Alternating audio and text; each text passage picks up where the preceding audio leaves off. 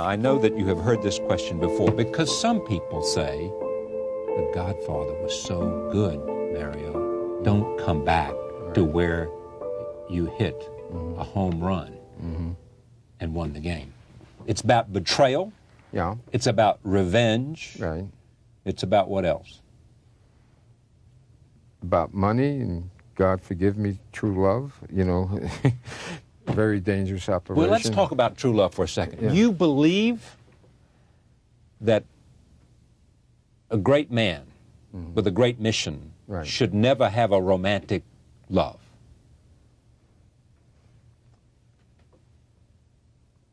He should have it if he keeps it in its place. That's supposed to be funny. You know, because the true thing is you can never keep it in its place. Yeah. I mean, history has proven that true love is dangerous to ambitious men. Takes your eyes off the ball. Right. Makes you do foolish things. Right. It makes you merciful. It makes you merciful. Right. Well, and the romantic among us would say, but it makes life so much Oh, sure, sure. more satisfying. For a while.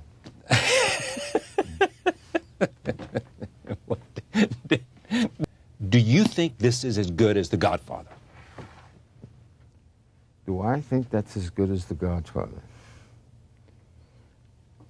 In some ways, I think it's as good as, I think it's a cooler look at the mafia, a colder look. I haven't romanticized as much as I did in The Godfather. I mean, in The Godfather, you could love them all, you know, they were all great guys and everybody was great. I think this has more of a colder eye on them. You can't tell, like my favorite book that I've written is The Fortunate Pilgrim, but whoever heard of it? How many copies did you sell? 5,000? Something like that, 5,000, 3,000. And you decided after that, I'm going to write a commercial success. Well, you know, a writer who's a failure is a joke in his family and friends, you know. And I always used to say, I can write a bestseller whenever I want, but I would never stoop so low. You know, I'm too much of an artist.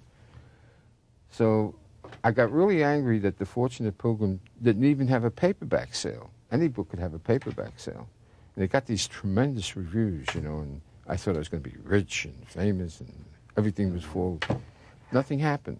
And so when they started teasing me, I said, I'm going to write a bestseller. I'll show you.